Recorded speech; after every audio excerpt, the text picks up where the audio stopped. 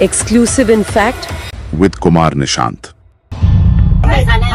हम ना 50,000 आदमी इंडिया में खाना खा नहीं सकते, मेरे पास पैसा नहीं है।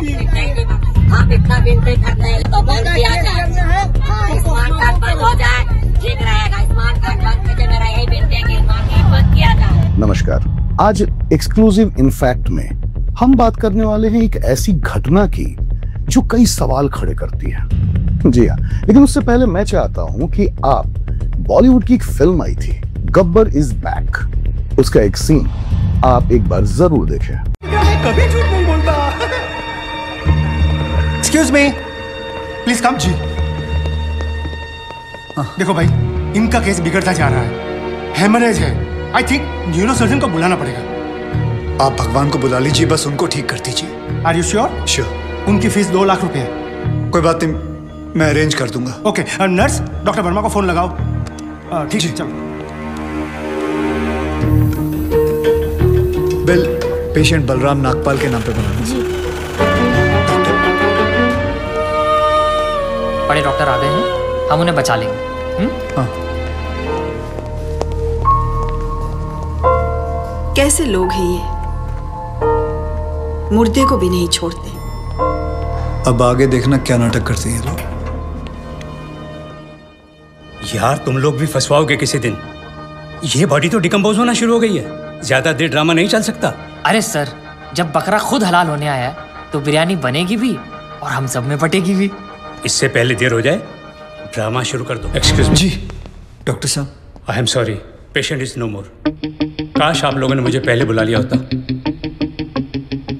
डॉक्टर साहब एक बार कोशिश करिए प्लीज। अरे समझने की कोशिश करो, ही इज डेड। सर आप स्पेशलिस्ट हैं, आप एक बार कोशिश करके देखिए। पागल हो गए क्या? मरे हुए आदमी का कौन इलाज कर सकता है? क्यों नहीं हो सकता? मैं पागल हूँ? ये देखिए, पढ़िए इसे, क्या लिखा है इसमें, पढ़िए।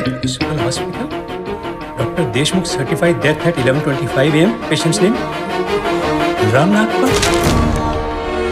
जब पेशेंट मर गया है तो आप लोग अंदर बैठ के क्या अपने 6 घंटे बैंड बजा रहे थे? हाँ? अब आप ये सोचेंगे कि आखिर मैंने आपको बॉलीवुड की इस मूवी का ये पर्टिकुलर सीन क्यों दिखाया।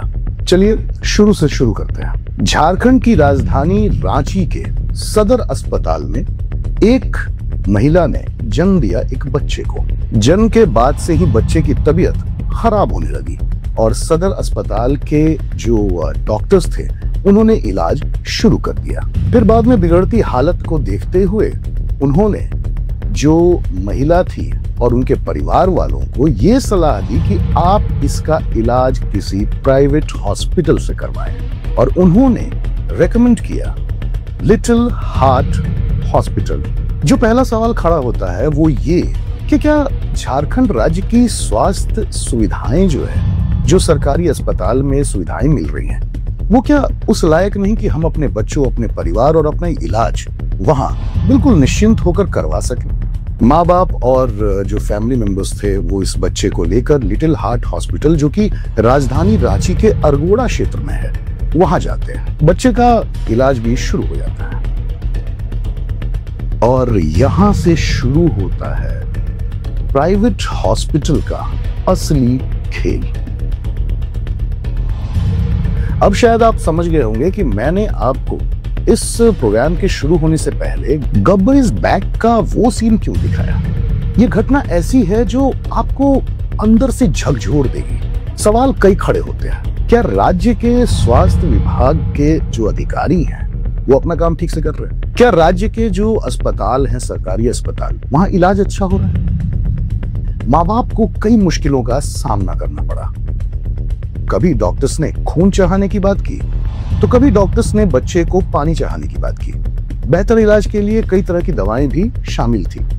क्या हम उस माँ का दर्द महसूस कर सकते हैं जिसने एक बच्चे को जन्म दिया और उसे ये पता चलता है कि उस बच्चे को बचा पाना, उसकी जान को बचा पाना बहुत मुश्किल है। जो उस माँ पे बीत रही थी, जो उस पिता पे बीत रही थी, जो उस परिवार पे बीत रहा था, उसको समझ पाना बहुत मुश्किल है। 30 जुलाई का दिन और डॉक्टर्स ने बच्चे को घर ले जाने की बात कही और साथ में ये भी कहा कि इस बच्चे को बचा पाना हमारे बस का नहीं है। अस्पताल के प्रबंधन ने ये बात भी कही कि आप बच्चे को लेके जाने के लिए किसी एम्बुलेंस को बुलाएं, जिसका माँ बाप ने विरोध किया। फिर मैनेजमेंट और डॉक्टर साहब ने ये कहा कि अब ये बच्चा महज आधे घंटे का मेहमान है। आपके पास पैसा है तो खाना को खरीद सकते हैं, मेरे पास पैसा नहीं है, हम किसी का सहारा ले सकते हैं। हम अच्छा बोले सेवा सदन जाएंगे तो बोले नहीं, यहाँ लेके जाओ अक्षय कुमार। हाँ मिली अक्षय कुमार डॉक्टर है सेवा सदन का, जो कि यहाँ रेफर किया है। अब इसको पोस्टमार्टम करने के लिए लेके जाएंगे, लेके जाना पुलिस वाले, लेके जाए पुलिस वाले। एक और यहाँ पे गरीब है, जिसको भी 2000 साल का खत्म हो गया, भागत वो भी करीब है, बहुत करीब। और उसका भी बच्चा 1.5 महीना से रखा हुआ है। आगू नहीं, अभी उसको बिहार का रहने वाला है, भगवान जाने उसका बच्चा है कि नहीं, आपको भी नहीं। बेटा है, बेटा रहेगा बेटी रहे सर, बाप तो बराबर ही होता है। हम तो बोल रहे हैं कि स्मार्ट कार्ड के लालच में बच्चा को स्मार्ट कार्ड नहीं, आप इतना विनती करते हैं स्मार्ट कार्ड उतना ही हो कि स्मार्ट कार्ड नहीं हो तो बंद किया जाए, स्मार्ट कार्ड बंद हो जाए ठीक रहेगा। स्मार्ट कार्ड बंद कीजिए, मेरा यही विनती है कि स्मार्ट कार्ड बंद किया जाए। जब बच्चे को माँ ने अपनी गोद में लिया तो सबके होश उड़ गए। बच्चे का शरीर बुरी तरह से गल रहा था, उसके शरीर से पानी टपक रहा था।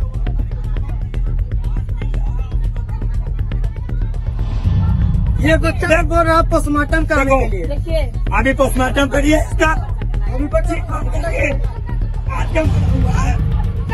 पेट से बाहर हॉस्पिटल देखिए।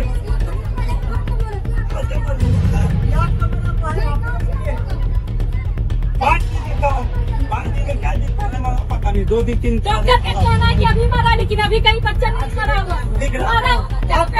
माँ बाप और परिजनों का ये दावा है कि इस बच्चे की मौत हो चुकी थी। तो आखिर क्या थी वजह जो बच्चे की मौत के बाद भी हॉस्पिटल ने बच्चे के इलाज का ढोंग रचा? रोती बिलखती उस माँ की चित्कार, बाप का दर्द और परिवार का गुस्सा हमें ये सोचने पे मजबूर करता है कि क्या वाकई में अपने राज्य में स्वास्थ्य सुविधाएं बेहतर हैं?